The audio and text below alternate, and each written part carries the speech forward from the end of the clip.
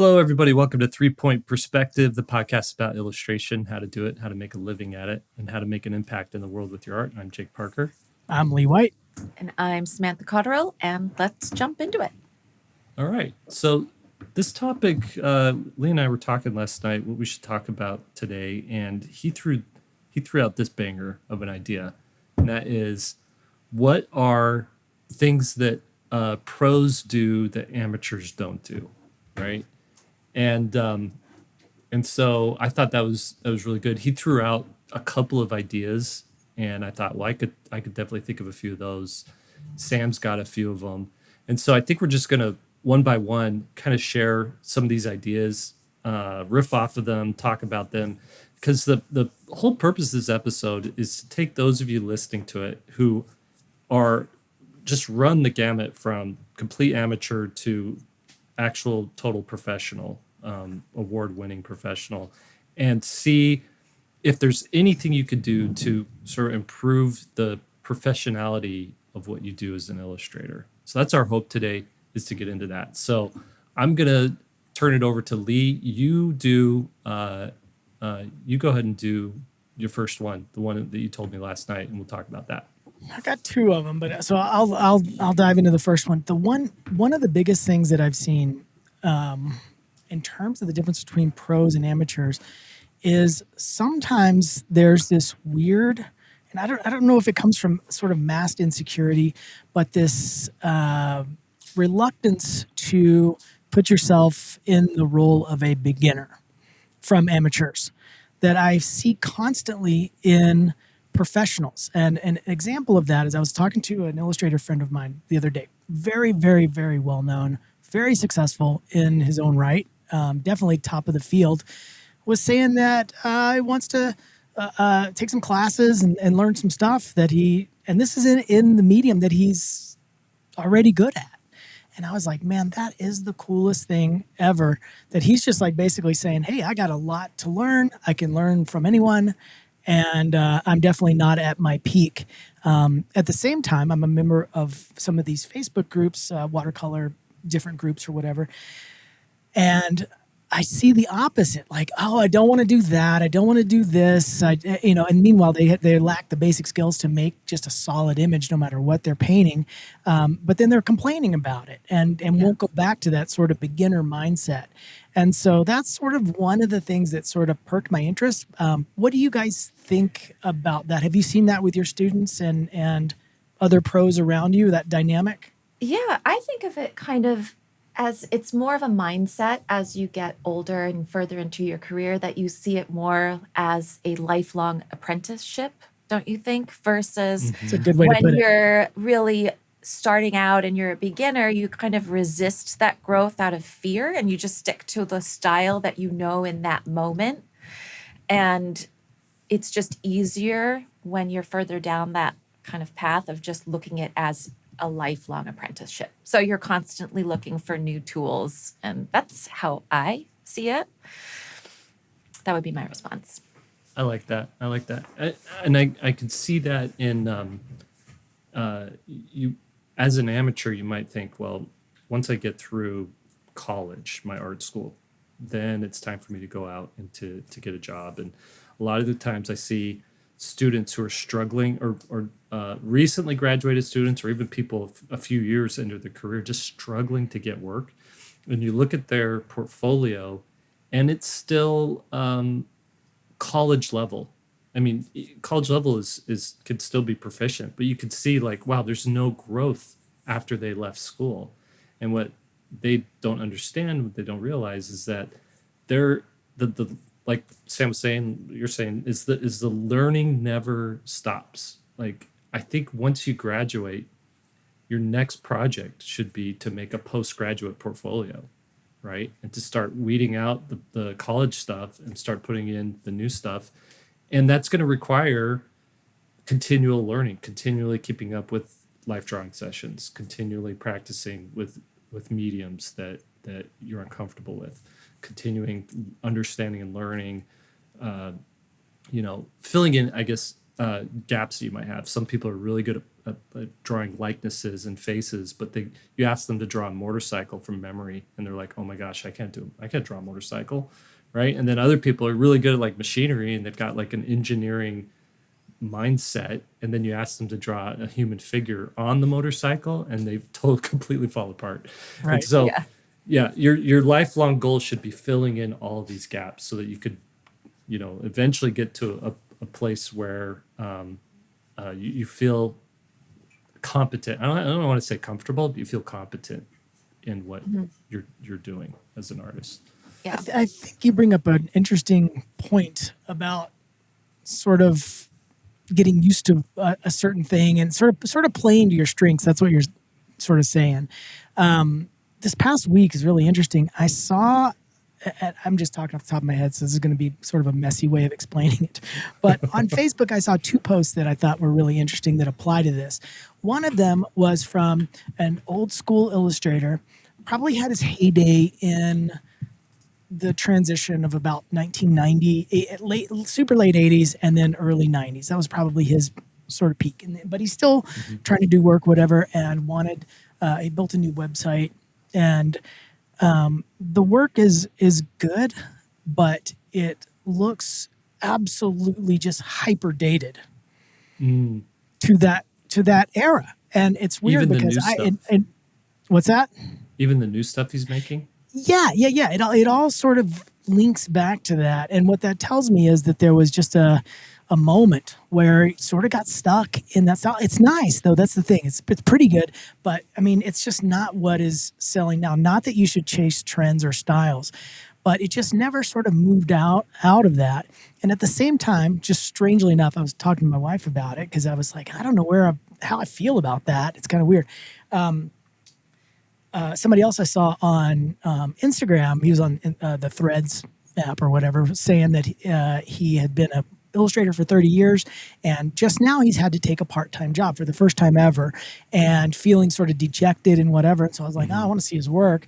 And same thing. It looked very probably mid-90s, had this very graphic sensibility style that was just very unique to that period. And the work he's doing now is still like that. And so I just think it's something to be aware of and wary of if you're caught in some kind of time frame or rut. I've seen other illustrators spanning a 40-year career, and they're not like that. They've changed, even though it still maintains the look that they had. But it's just something that's really weird. I noticed that from the time that I've been an illustrator, which is now going on 24 years, I think illustration cycles move in about 20-year groups. Like a whole group will come up and then fade out in 20 years, and a new group replaces them and fades out. And so, if you're into that mid to senior level, this is something that you really have to be careful of. Yeah. Yeah, you gotta make sure you're staying. Either you have a timeless style, or you're staying like on the curve of what's going on there.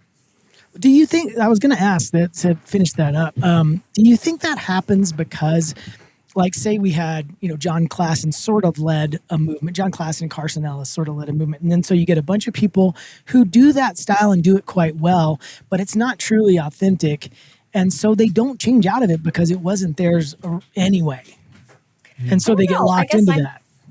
I'm thinking of it more along the lines of you do well with something and then you're too scared to fail and keep pushing yourself and trying other things. And so you just stay almost like in musicians, where sometimes you'll see a certain musician that maybe has done really well in a certain genre and they just stay within that genre and they don't really grow from there. They don't allow themselves to make some failure albums or experiment and go down different paths to see what works, what doesn't work. And maybe it's just for not every pro, obviously, there's going to be pros that don't do that. But for those that maybe find that success again and again later on, are those that are willing to fail as part of like the data set of process in terms of continuously refreshing your own work and just revitalizing your own work. I just think failure is an important part of the process. And I think a lot of starting artists are very scared to fail. They're just too scared to fail, and you need to fail a lot. And you think they're looking for sort of the successful formula, and once they sort of tap into and then it, once they're you've had a scared of formula that's good, that's done well, it's hard to leave it. And Right. even maybe when it's gone past the point where it's clear that it needs to be changed, but you're too scared to change it. I don't know. I think that's where confidence comes in too. And then the confidence within yourself to push yourself beyond the comfort zone and live in discomfort as you're trying new things. That's the only way, I think, to keep reinventing and growing. Yeah. Yeah. I think too, for example, I learned how to draw faces a particular way, and a big influence with that was my first job in animation, where I worked on a Don Bluth movie. And so for years and years and years, my faces looked almost like they were Don Bluthian, right? And even to this day, I'm still struggling with that. And I decided this last year. You remember the episode we recorded where we were like, can you change yourself in 4 months? And I listed like the habits, building the foundation of that thing. So I decided to do that myself and to retrain myself how to draw faces and really understand and like grow into a new style. And what I found, it's like, Lee, you're a skater, right? Which do you skate, goofy or regular? regular. Regular. Okay. Have you ever tried goofy recently? I do it as a requirement every time I skate. Okay. And why are you doing that? Because I took a class. It's funny that we're talking about this. I took a class last year from an X Games dude, and he said there should, because right now if I'm going forward, my left foot is forward, and if I'm going backwards, my right foot is forward. And he said you should be so comfortable going both ways that there is no backwards and forwards. And so so that means you're like practice every time you get on a skateboard, you're like kind of retrain your brain to be like, this is this is how my foot goes. It was so awkward the first time. I mean, and I'm not that level by any stretch of the imagination, but I am comfortable skating bowls and big stuff. And it felt like I could not even do the most basic thing when I first stood on the skateboard like the other way. New. It was brand new. I mean, it looked like I'd never skated before in my life. It was very humbling. Right.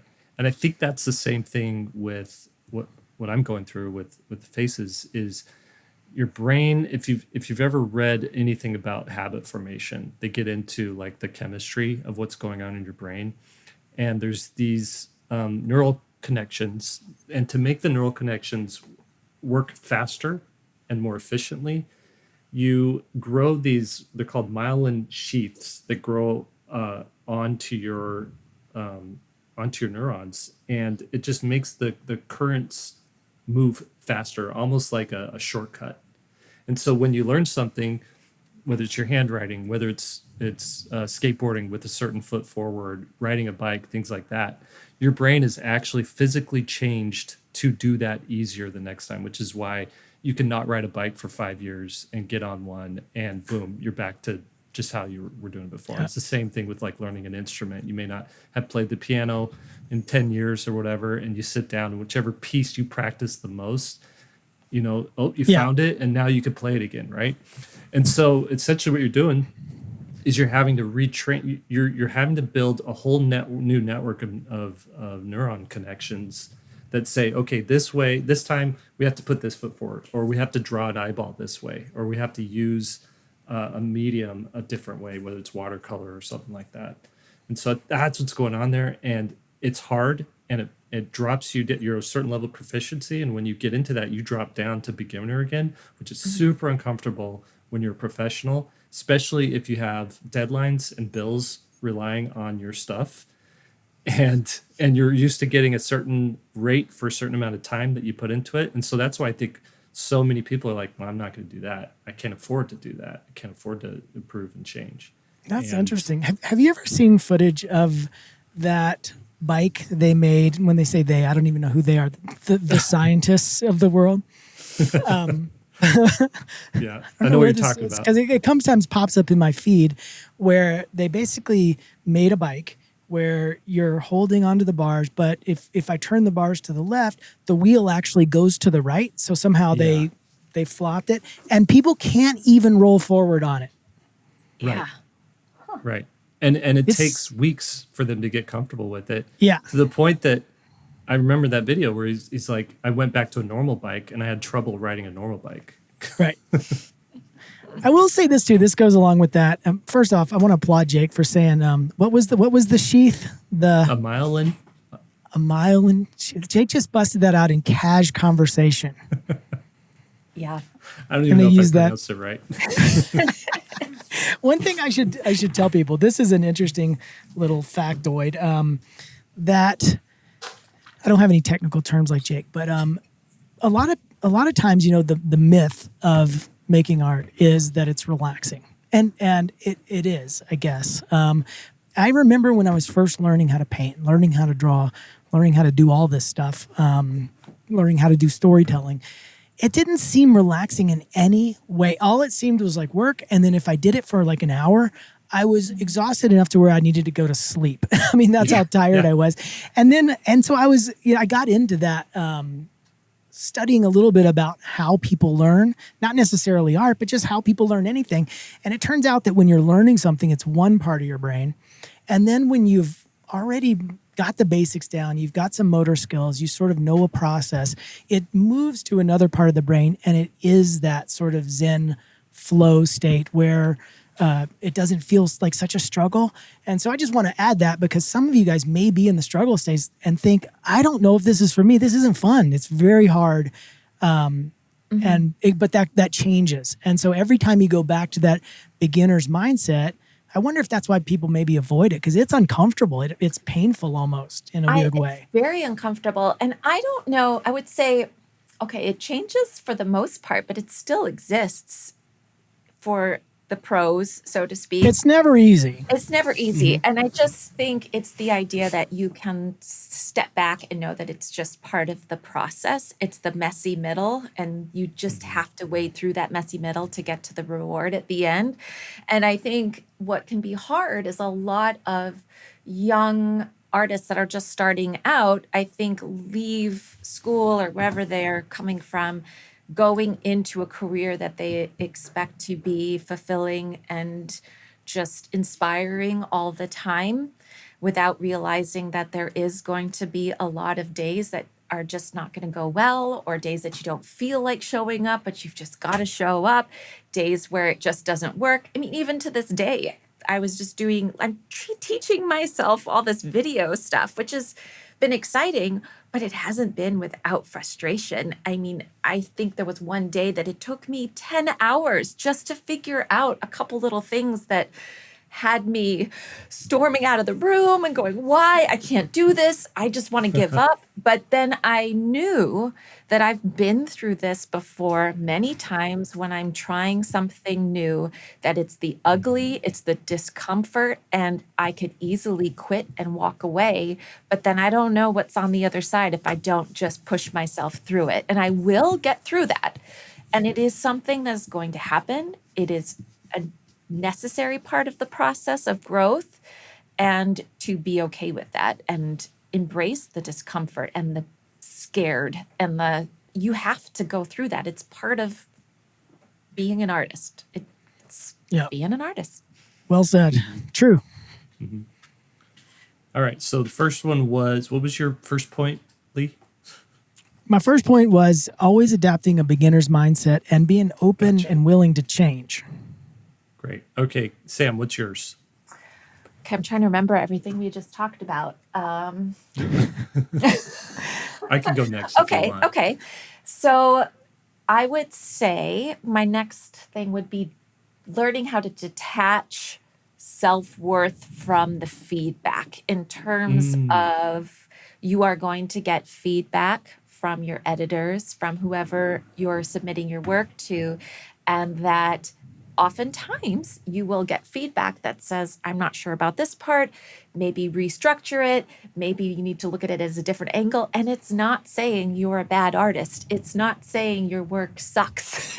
It is not a reflection of your own talent. It is just another voice to help make your work even better, and to be able to be open to feedback, constructive feedback, without taking it personally. Because it is very Yeah. hard. I think the first few times I had feedback from books for picture books, it was a really tough pill to swallow, because I'm like, oh my goodness, I don't think they like anything. And I know this is how it's supposed to look. This is it's really hard. It's very hard to take feedback when you're just starting I think out. one of the areas where that comes from is most people at least most people in my life are not artists. It's just in my day-to-day life. I know a bunch of artists online or whatever, but just my day-to-day life, they're not artists. So if I do something that looks remotely nice, I know I'm going to get a pat on the back. Wow, that's cool. Oh, you made the thing and it looks like the thing. They don't know how to do it. So you get sort of used to that. And then one of the biggest shifts when you go professional is they not only don't do that, but they don't even try. They don't try to hide. They just assume you're a professional. So you'll get the feedback that I was shocked to get early was like, "Oh, we don't like the left side of that page. The character doesn't look right." All this stuff it was just facts, like just statements, I guess, not facts, Yeah. but statements. Right. Fix it. They were just like, fix this and do your thing. Yeah. Fix it. And it wasn't like, hey, we like this, but maybe you change this. Like, that's the delicate way of putting it, right? They're not concerned with that because they have 50 books they're working on, Yeah. and they just need to get yours to the next stage. They're And I not think trying it's to spare me. important. It is important to remind yourself too, they reached out to you and hired you for this project because they like Right. what they're seeing. They like your work. So it can be easy to just suddenly get all defensive and start to judge yourself in terms of your value and feel incompetent and get imposter syndrome and all of that stuff. But just to remind yourself that they reached out to you, you got that job based on the body of work they've seen. You're meant to be there. They're just trying to help create the best project possible, and they probably have some feedback and ways of looking at it that maybe you didn't have, that will help make the work even better. And just to know, it is not about you as a person, and as just to know it's part of the job. Well, and I think the evolution of that, the extension of that, is a professional actually seeks out critique, whereas an amateur fears critique. A professional is someone who's going to want to get thumbnails into or sketches into the editor as soon as possible, because as soon as they can get feedback on that and pointing in the right direction, they know it's going to save them work later on down the line. Yeah. Whereas an amateur wants to show this unveil this, masterpiece at the end and just wants praise. They don't want, because it's at that point it's too late for critique. And so I think Right. that's just something that once you find yourself starting to crave critique more than praise, you're turning into a professional. Yeah. I mean, Yeah. everybody likes praise too. I don't want to say that like it's not great to get praise, but you got to be willing Right. to take the lumps too to make it better. Right. Yep. Because Yep. I know, like, Lee will send me artwork, and Sam sent us, we've got a text thread where we send artwork to each other. And like yesterday, Lee's like, hey, what do you think of this? I'm like, that's really cool. The bush needs lighting on it, because I put a last minute little change in there, and I forgot to light. It didn't have the same lighting as the rest of Yeah. it did. And Lee was like, oh shoot, yep, thanks for catching that, and it wasn't it was exactly what he needed. He wasn't offended, it wasn't like hurt or anything. And that's how we roll as professionals. Yeah. Yeah. Yep. All right, I got one. Okay. hear it. Let's hear it. Okay, a professional works through boredom, whereas an amateur waits for inspiration to come, right? So professional, I think, is someone who just gets to work and does the job regardless of how they feel, whereas an amateur is like has to wait for inspiration to strike in order to be creative. And I think, to put it another way, the professional realizes that they have to create in order to get that inspiration to strike. It's like a reversal type of thing. Yep. I think Get- like the amateur mindset is probably more one of waiting for permission or for the good idea to arrive. And then, like you've just, I think, alluded to, that when you're further down the path, it just knowing that the good ideas come often from the work. So you just have to show up. You just got to show up. Yeah. So how do you do that? Do you set a schedule? Do you, I mean, I know how I do it, but I'm curious, how do you guys show up day Well, I to want to day, hear how you regardless? show up, Lee, and then I'll tell you what Well, I do. mine, I made a deal with myself that there's no wiggle room. There's no getting out of it. There is no day off. And I've stuck to that. It's been maybe over a year now that I paint every single day. It's called I've talked about it here before, but it's non-negotiable. It's going to happen. I have taken those two words to heart with my sketchbook practice over the last 2 or 3 weeks. Non-negotiable. This is non-negotiable time. I just do it every day. I actually will miss a day every now and then, but I never miss 2 days in a row. Never miss 2 days in a row. That is something that I need to work towards. I will say that. That is a practice of showing up every day, doing the sketchbook. That's not something that's ever come naturally to me. I tend to not have. It doesn't feel great to me either. That's why I've it's had to really something that work I on think it. I really need to work on. And my youngest son has since transferred to a different school to focus on board game design, and it's a really cool program. And his one class is daily sketchbook, and I just said to him, okay, I need to get on board with this because I want to be sketching daily. So I'm going to do it with you. So tell me what you have to do for your sketches today. And I'm going to do it as well as a means of kind of forming that habit by having somebody alongside me that's also doing it. So because even though I am at that quote unquote pro level, I need still things to work on. And that's an area that I would like to work on for sure. Well, I do think there's a benefit to what you're saying there is like when you have to make, that's why Freaky Friday is so good, I think, for everybody. When you have to make the decision on what you're drawing, it could be one of a million different images. And so that can be paralyzing. It's almost better. I think that's what a lot of students feel when they take a class, going back to the learner's mindset, is like the teacher says, draw this. And you're like, okay, now I know what to do.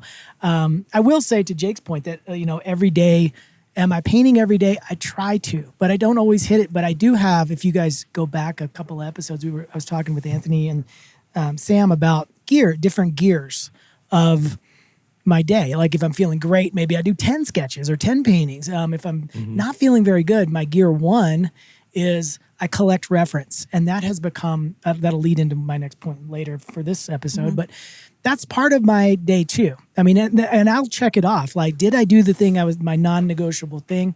Yeah, I gathered 5 shots that I think are really cool that I could use for an illustration. Yeah. You know what I mean? Yeah, and it's Yeah. just kind of applying the tools needed for that. In terms of the sketchbook, I just wanted to say this really quickly, whether this relates to the episode or not at all. But I'm kind of applying the method I used for my kids when they were little in terms of trying to kind of make reading easily accessible. And I used to just always put a pile of books in the car, a pile of books on the bed, a pile of books on the couch. There was just a quick arm's reach to any book. And so I got a bunch of just super cheap sketchbooks. And I've got one in the car. I've got one in the office. I have one on my ottoman in the family room. And I even said, okay, if you're watching TV tonight, just pause a moment and just draw kind of the figures you see on screen. And I have no excuses for, I don't have a piece of paper nearby. I don't have a pen nearby. Anthony talks about that a lot, is basically, that's what he said for filming and for posting. If you're somebody who, because I always get stuck, I'm fine making the artwork. It's then how do I get it to the stupid social media? And he's like, oh, you got too many roadblocks in the way. Like when he set up his whole system to, when he's ready to do something, he just hits a button. Yeah, That's awesome. that's And smart. Yeah. he Removing removed the all the friction. roadblocks. And that's what you're saying too, Sam, is like you made You're it removing all the around you. excuses. You're removing the excuses. Right. You really are. Right. So, exactly. All And right, Lee, my what's thing your for next? showing up every day, well, really quickly, my thing for showing up every day, just to answer Lee's first question, I'm not as scheduled in terms of like, this time I go in, this time I go out. I just have to go in and show up. And even if I don't Mm, feel like it, I just go, well, you just got to at least draw for 15 minutes and see where you are at that point. And that usually just gets me going. But I have to come in and at least do something. Um, yeah. just, I think it's kind of like cleaning. I don't know if you guys feel like this. Like I hate cleaning. Most people do, but when I start cleaning my house, man, you cannot stop me from cleaning the rest of my house. Like, and drawing and painting is sort of the same way. yeah, It's hard to get started, but once you make a couple of marks, off to the races. You know. Yeah. I forgot to answer like the way I get into it. And I think there's something to be said about having particular rituals to kind of Mhm. trigger you into knowing this is creative time. So mix the right drink that you need to get going, have the right music in place, definitely have your tools out and ready to go the night before for the next day, or to have your space set up in a way that you could just sit down and do it. And then I think too, it's like you don't think about you start thinking about tomorrow today. Like, okay, what do I need to do in order to get this thing done tomorrow? And if it's like going running, you put out your running clothes, by your bed so that first thing in the morning you don't even have to hunt and search for them. Or, Yeah. if it's you want to avoid treats or snacking or things like that, you just don't buy them when you're at the grocery store. And you replace it with other stuff. And I think it's the same Right. thing for art. And for me, I I turn on the light. I got my cozy sweater on if it's cold outside or whatever, and I put the headphones on. I got the music queued up, and then really it's like 30 minutes. For me lately, it's 9 heads or 30 minutes, whichever comes first. And so, and then if I'm really feeling it and I have time, I'll do 18 heads. I'll do another page or something like that. So Yeah. And then I'm very similar to you in that way. And I have my morning routine where even though the time might change, it's still the same. I go for my morning walk. I have my coffee. I know that my habit is after my walk I go into the studio. It doesn't matter what the time is, but those are But some that's the nice, pattern, right? very nice heads. Cool. That's impressive. Very yeah, impressive. I'm actually getting good at it now. Okay, Lee, what's your next one?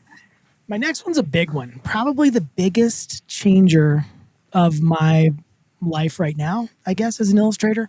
And I feel like I wasted a lot of years, although I'm not totally guilty of not using reference. But the big one is the reluctance of students to use reference. What are they worried about?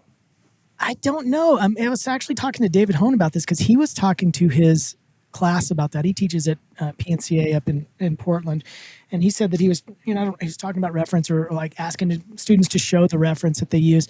And a lot of them didn't have it at all. And they were just making it up out of their head. And he was trying to say, no, you don't have to try to make this stuff up. And you also don't have to, if you use reference, you do not have to paint realistically just because the reference is from a photo or whatever. I mean, it doesn't even have to be a photo actually as reference. It could be another illustration. It could be anything you want it to be, just something to get you started. And I feel like I went through a big period of time where I thought I was more creative than I am. And I made up a lot of stuff and I could get by because as you know, Jake and Sam too, like the longer you do this, you get a bigger mental library of things that you can draw. So I have some environments that I could draw from scratch, no reference. I've got some interiors I could draw from scratch, no reference, and characters too. But what happens is you start to repeat yourself, and it also becomes semi-generic, even for pros.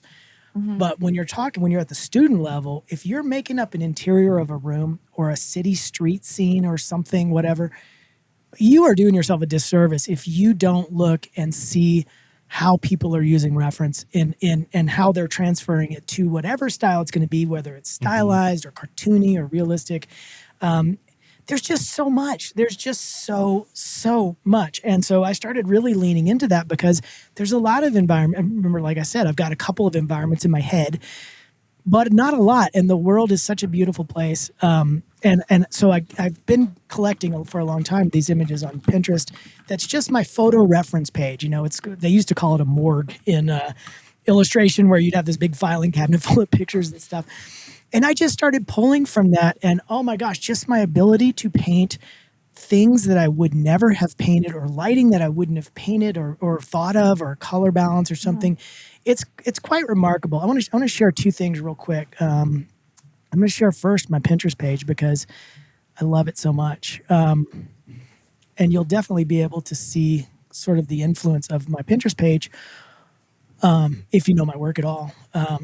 So this is my Pinterest page, and so I collect a lot of and I'm not trying to collect a certain kind of image, but once you select enough images, it starts to just suggest them, and so I grab onto them, you know, and whatever. So a lot of sort of travel oriented pictures, a lot of cool lighting, but it's a lot of travel, a lot of environments. But I just wouldn't paint or draw these things. I don't have this breadth of lighting and detail and stuff in my head. This is one I was talking about in my lecture last week, that I did a study of this, and then I completely changed it and turned it into an illustration with a kid who's going to visit a ghost. And a whole storyline came from me drawing this image from reference. For those of you guys who are listening, it's just this really beautifully lit sort of countryside mansion, I guess, with these trees kind of lining the driveway going in. Just gorgeous stuff. And so, you know, when I'm stuck, there's no way I could get stuck. There's so much here. And I realized for the past year, I've done a lot of environment stuff. And now, like Jake said, I realize I have not been doing any character stuff. So that's going to be the next phase to start doing this. But just collecting reference and then being willing to like say, hey, I don't know how the whole world looks just in my head. I wish I did. And being comfortable with doing that. I'll show you the one that I did this morning. So how this plays out to my non-negotiable sketch time is, and Freaky Friday, which Sam is a part of a lot. I just have all these images and I just start drawing based on these things. So I'll show you one that I did this morning.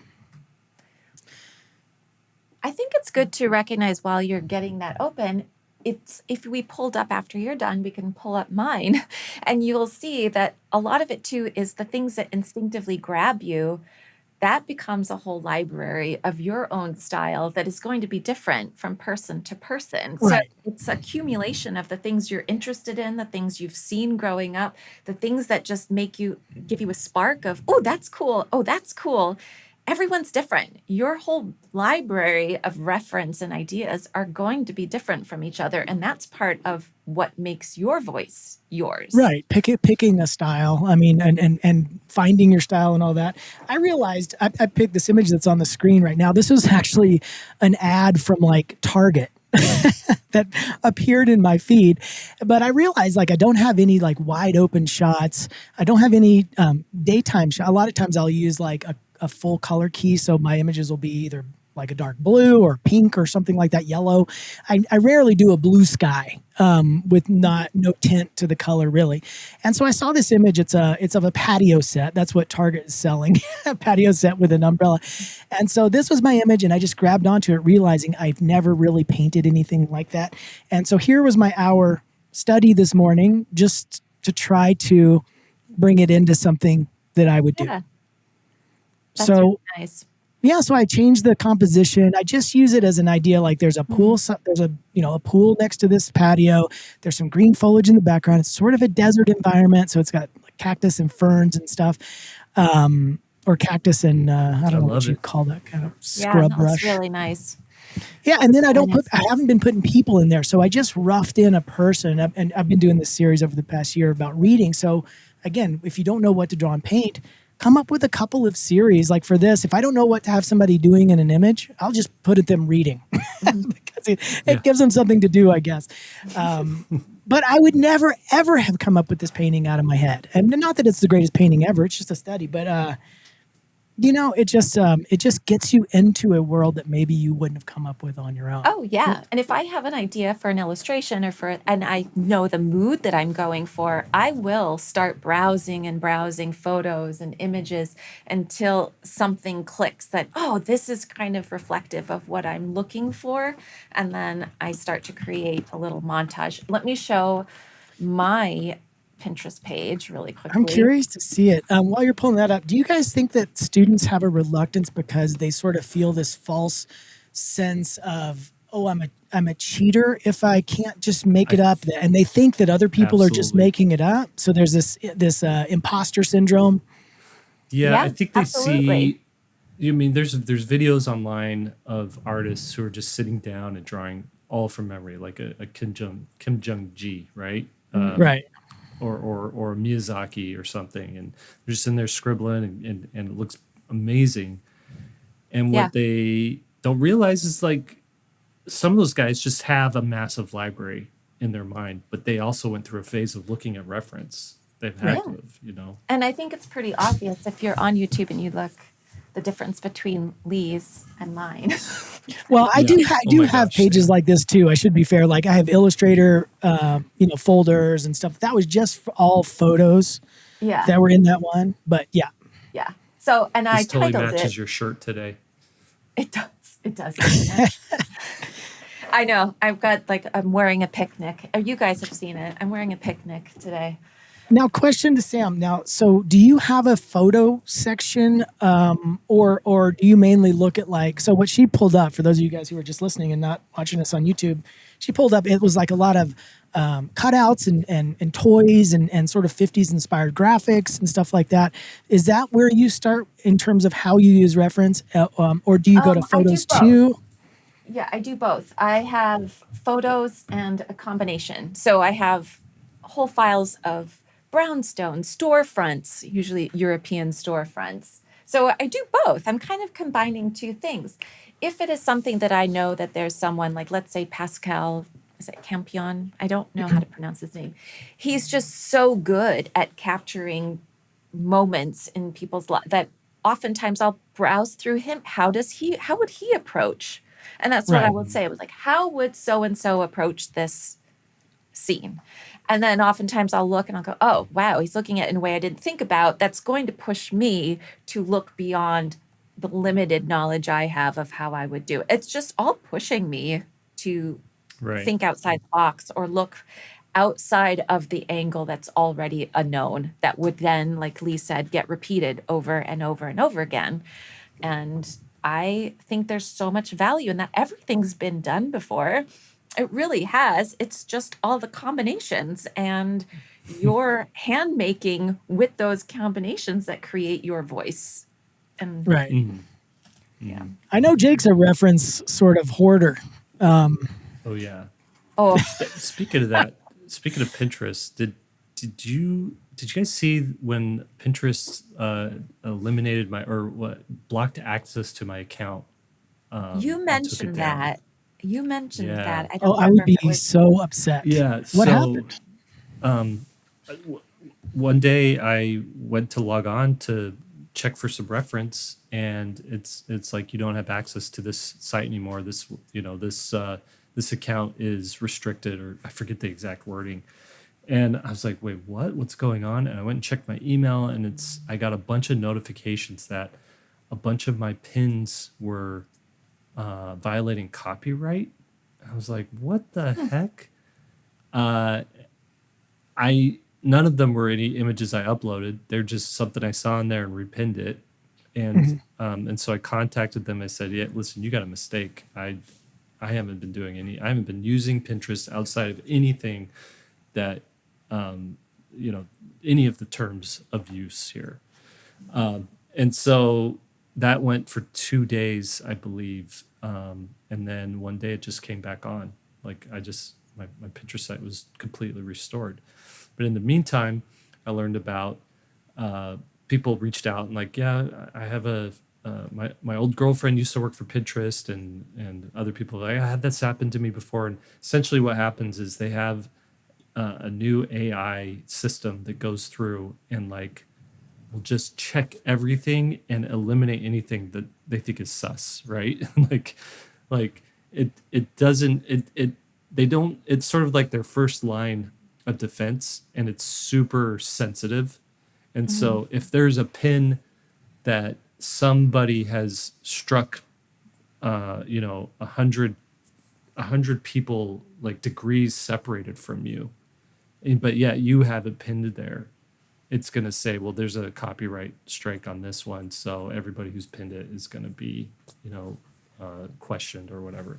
So there's that, and so then they have a human that goes through. If someone complains about it, you'll have a human who checks the complaints and be like, okay, this account looks like it's okay. Because what I realized too, I've been using Pinterest for over a decade, and so one of the things I love about it is, and a lot of the feedback I was getting from people after posting, there's like, don't go on Pinterest. It's all AI images now anyway. It's the worst. And I was like, yeah, that may be the case, but I have thousands upon thousands of images saved prior to AI. So I can go to the Right. board and Yeah. know that this is all artwork either created by humans or photography created by photographers.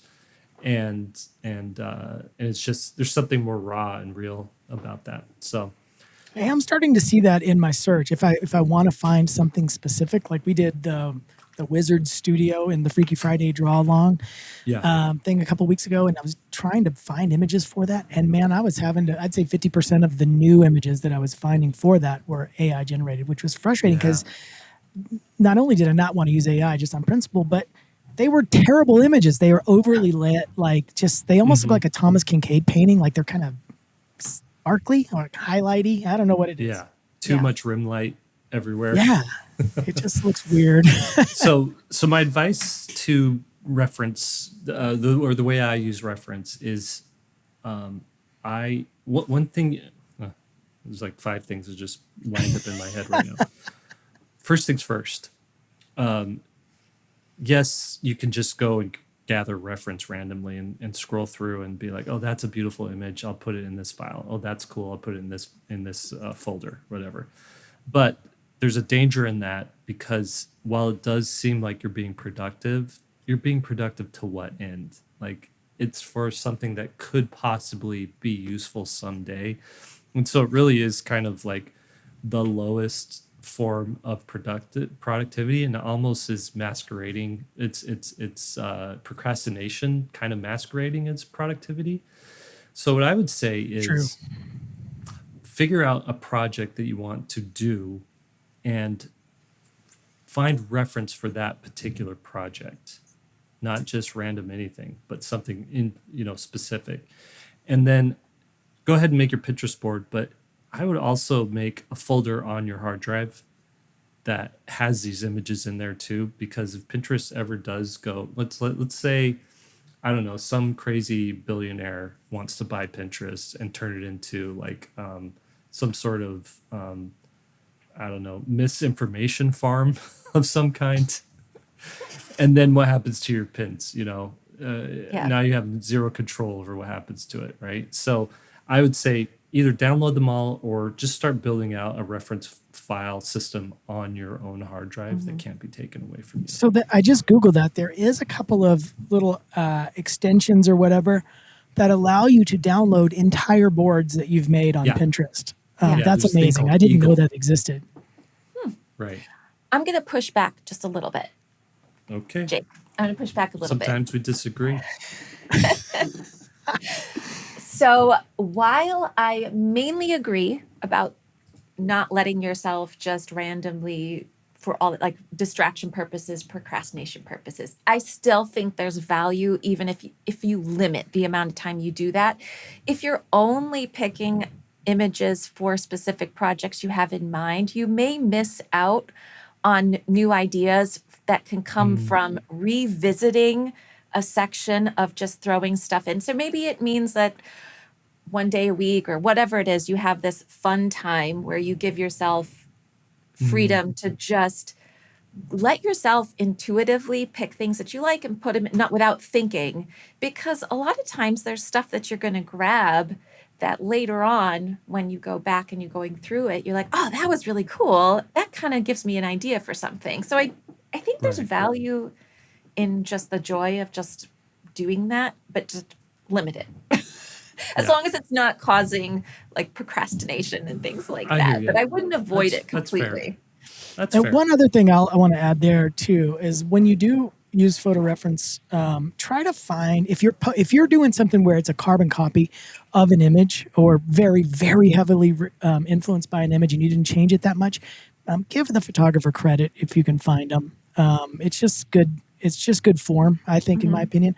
I was going to say that one thing that I've started to notice as I really have dove into all this reference stuff is that I'm starting to see images, other illustrators who post something that has where I've already pinned the reference. So I see the illustrator's version and I'm like, I have that pinned. I know where that comes from. And it's really cool to see that because I can see different styles or whatever. I'll show you a couple. So here's the photo on my Pinterest. It's this girl walking through the snow with this really striking kind of shot of her walking through the snow carrying Yeah, it's like a confident stuff on her back. stride, you know.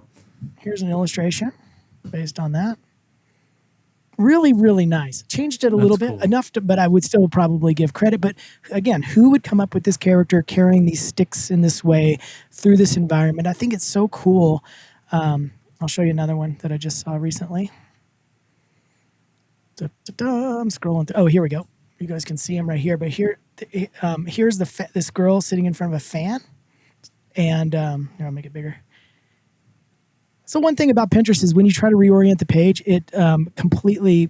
Oh, you just passed it. Oh, there it is. Yeah. So here's a little girl kind of leaning into a fan, cooling off, and then here's the illustration of that. So it's just kind of fun. So I always post anytime I see that, I post the illustrator's version into my photo reference just so I can see them next to each other. I always think it's interesting to see how people interpret reference. You know. Mm-hmm. That's cool. All right, Sam, do you have another one? Let's see. I was quickly jotting down some things. I'm trying to remember everything we've talked about. All I can think about right now is amateurs, I guess, going into it, don't think about all the boring stuff that you have to do.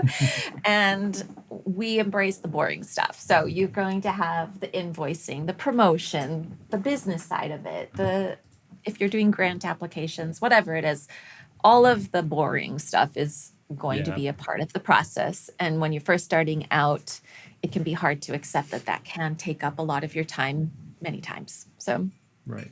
The way I call that, you can't have Batman without Bruce Wayne. So someone's got to pay for the gas in the Batmobile. Someone's got to run Wayne Enterprises and go to the board meetings and do all that stuff so that you can go out and fight crime in your bat suit in the evening and punch the Joker. That stuff takes so much of my day. It's crazy how if I did everything on the to-do list without just throwing it to the side and saying I got to draw something, I would just be doing admin all day, every day. Mm-hmm. Oh yeah, there's no end to it. As soon as you finish updating your website, there's a video that you have to edit. As soon as you're done with that, there's, the inbox. You've got 5 new emails that need whatever. Yeah, it's a mess. Yeah. But I agree. I agree that if you're going to go into this as a professional, and we did a whole episode on what are the. I don't know if did that one come out yet? It was Anthony, Lee, and I. We talked about all of the professional things that you might not be doing that you have to learn in order to succeed professionally in this. So this is just sort of like negotiating skills, understanding all the stuff that's in a contract so you don't get taken advantage of, communication skills, just having a presentable, outward-facing type of system where someone who wants to work with you can easily contact you and that you get back to them right away. Stuff like that. But yeah, that comes with it as well. And if you don't want to have any part of that, and you want to be successful, you better be super lucky, super skilled and talented, and then I think that's you eventually attract enough people around you in your orbit that will help you with that stuff. If Yeah. not, you're kind of doing it on your own. Yeah. All right, we'll do one more. I'll do the last one, and then we'll call Okay. it good. And that is, I think the pro uses tools efficiently, or isn't totally consumed by the tool that they use, versus the amateur kind of hides their skill level or their inability with the tools that they don't have, or the tools that they're buying to compensate for that. And so, for example, I do this myself, but I've seen like artists who are doing these like fantastic paintings digitally, and they'll get asked, what brushes are you using for that? And they'll be like, the hard round and then the airbrush tool, and that's it. Those Yeah. two. And every once in a while they might throw in a third brush. And I do the same thing. I have like 3 brushes that I go to consistently. Again, my style isn't as painterly as Lee's, obviously, and Lee loves making brushes. But out of all the brushes you made, Lee, have you narrowed it down to just a handful, or are you using Oh, it's different 5. ones It's all the time? 5. I never use more 5. than 5. Okay. What about you, Yeah. Sam? Yeah, I have whole jars and jars of brushes and colored pencils, because for the longest time, it's exactly what you say, Jake, where I would think, oh, if only I had these tools, it's going to be better. If only I had the really good stuff. And I use the same brush that is awful. It's all bent. It sticks. I never remember to dry it. And I really pains my mother because it sits in the jar of water for days. And my mom is like, how can you do this to your brushes? And I have a whole jar of brushes, but I always just use this one. And I finally got comfortable in that I'm looking for something I'm trying to hide behind these tools in the way that I think that the tools are what's the problem. And if only I had the right tools, but I needed to practice on the skills. And it really doesn't Mm-hmm. matter what my tools are. I can draw with a broken stick if I need to. It's all about knowing the technical or whatever it is, just getting my skill level up. Ultimately, it really doesn't matter what the tools are. Yeah. I don't know. Yeah. I saw this YouTube short, I think it was, where there's a great painter out there who does just some fantastic YouTube shorts. And he has this palette where it just has like, it almost looks like coral reefs of dried paint. And every time he just puts his new paint on the top, he doesn't clean the palette off. So now there's just like these mountains of it. But he's like, okay, let's compare the cheapest stuff you can get. I think it was online versus the most expensive stuff you can get. And he painted a portrait first with the cheap stuff. And he comes in and he's painting it, and you could see that it's a little watery, it's a little thin, but he's getting the lighting, the shadows, and he makes a very nice portrait with it. And then he goes and does the expensive stuff, and honestly, you can't tell the difference between the two. Yeah. One of them, Right. maybe it's a little bit silkier, maybe it dries a little bit differently, but the two are, for all intents and purposes, indistinguishable. One might not archive as well. The other one might last 200 years, whatever. And so essentially what he was trying to point out there is if you don't understand the fundamentals, if you don't understand how certain things work, it doesn't matter if you have the iPad Pro with the Apple Pencil, or if you have a napkin and a ballpoint pen, you're just not going to make good art. You have to know that stuff first, because it's what makes the good art, not the tool. Yeah. I mean, I was even victim of that with your graphic novel workshop. I was like, okay, what are your pens that you use? I need to get those pens. And when it was the first day of the workshop, as you were talking about your tools, I was clicking on Amazon and like getting the pens, thinking this is the ticket. So Yeah. it keeps coming up, but at least I know when I'm doing that now, and I go, okay, pause. You're doing this for the wrong reasons. And then with Photoshop, I use the same. I have like the charcoal 25, whatever that is, and then it's like Big Blot 2 or something. There are Hmm. only 2 or 3 brushes that I use all the time. I never use anything else. But yeah. I will say that is conditional though too. I mean, like it's funny because I'm kind of bouncing in between what you're saying, and then I see students struggling all the time where they say, "What paper should I use?" And especially for watercolor. Watercolor is Hmm. so dependent on the materials more than any other medium that I've played with. True. And I'll say, get these two papers. There's other papers that will work, but these two will definitely work, and they're readily available everywhere, every art store, Arches and Fabriano. I mean, just everywhere, and they're good quality. They work. Mhm. And then they'll say, "Okay, I got my Cotman paper." I'm like, "All right, get ready for it to rip because Yeah. that's what's going to happen when you put masking fluid on it." Yeah. Um, True. and so sometimes it does make a difference, but the instructor should always say, "Hey, this is just a personal preference," or "Hey, Sure. if you don't get this paper, disaster could happen, or it won't work for a certain technique or something like that." Yeah, that's Yeah. true. That's a good point. Yeah. And I will say too, anytime anybody asks what tools I use, I don't, I mean, my response isn't, oh, it doesn't matter. Just go find whatever. I'm always like, Right. here's what I use, and this is why I Mhm. use it. And I think too, like, you just want to know. I've been in that same position. I still get in that position. You just want to know, like, how is that artist getting that certain mark on the page? Right. And I can't seem to get that mark with what I have. Yeah. So I want to know what they're using to get that mark.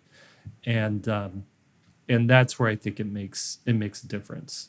Yes, that's I true. remember I too. agree. Okay. I started a freelance job. And it was for Lorcana, and they're like, it has to look like this, and they gave an example of the art that they wanted to look like, and I was like, I don't have any of those brushes. I can't. For me to replicate that with what I have, so Right. I had to go download and figure out what are the brushes that they're Yeah. using and try to get something as close, because they, for whatever reason, they wouldn't share the brushes that that particular artist was using, but yet they were Yeah. asking me to make a thing look like that. So Okay. I take some of my words back from before because I realize that's a really good point as well. And there were, for my book that I'm doing with my duck book, there was a certain line quality through the digital illustration that I could not seem to get. And there was a specific kind of way of the flow of the pen that I wanted. And I did have to reach out to a couple friends of mine that I was like, what brush could I use that's going to replicate this? So yeah, I guess it's all Well, like Jay, I nuance. reached out to Jake last week because the black that I'm using, black ink, is waterproof, but it takes about 24 hours for it to truly set and be waterproof. So I asked Jake, "Hey, oh what are man, you using that's a black waterproof ink?" Mm. So Yeah. you just I got to mean, be, yeah. but it's got to be Did you get specific. that pen? Not yet, just because I've been building this class up so much, but I am definitely going to. Okay, cool. Yeah. Yeah, I think you'll like it. It dries really quick, and then you can. And it's totally waterproof at that point. Yep. cool. That's what I Because want. it's a Copic. They designed it so that you could run your Copic markers over it, and Oh, so not it's probably have, an alcohol-based ink then. Is it alcohol? Does it smell like alcohol? that pen doesn't smell like anything really. So I'm I don't know. curious. I don't know. I don't know what the recipe is. All right, should we wrap it up there? Sounds good. Let's wrap. Okay. Thank you for joining us, everybody. 3-Point Perspective is brought to you by SVSLEARN. We're becoming a great illustrator starts. And your hosts today were Lee White, Sam Cotterill, and I'm Jake Parker. I'd like to thank everybody who helps make this podcast possible. Daniel Tu, our podcast producer, Preston Smith, team manager, Asa Shirtliff, Kiefer of the curriculum, Lily Howell, show notes wrangler, Lisa Fott, chief operations officer, and Annalise Black, our illustrator. Now, go draw something.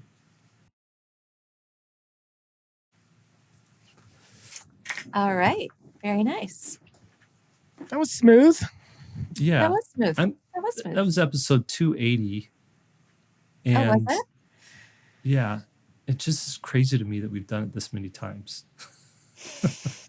And I'm the It's newbie. unbelievable. I'm the newbie. You're the newbie. You've I'm done the it newbie. what, 30 times now, Sam? I don't know. I don't know. Who's counting? I'm not counting. Yeah.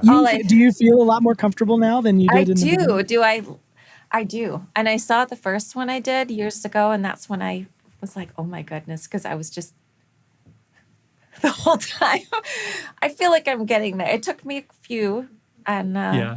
I feel You're like I'm great. getting more comfortable, and it's fun. I enjoy it. I'm just, the only thing I'm aware of right now is I've been filming for 3 days in this same shirt because consistency. I don't even think about that. So you're already ahead of me. Yeah. Don't even. But I'm like, Yeah. and I've gone to the coffee shop every day, and then I'm starting to get the looks of like, yeah, okay, that was the same thing you Homeless had person's here again. the day before, the day before. You must really like that outfit. She's spare That's changing out hilarious. front. Yeah. Oh, which reminds me, a funny story, since we're still recording, and then this can be a little fun banter at the end. I always think Okay. about when I was a kid, we had this person okay. We had this person come to school that was teaching everybody kind of the polite way to talk to one another about when you're Hmm. giving compliments and to not lie. And if you're in a situation, let's say, this doesn't apply to you, Jake, because I love your cardigan, but let's pretend I didn't like your cardigan. Instead of lying and saying, "Oh yeah, that's a really nice cardigan," you would say, "I bet you like that cardigan you bought."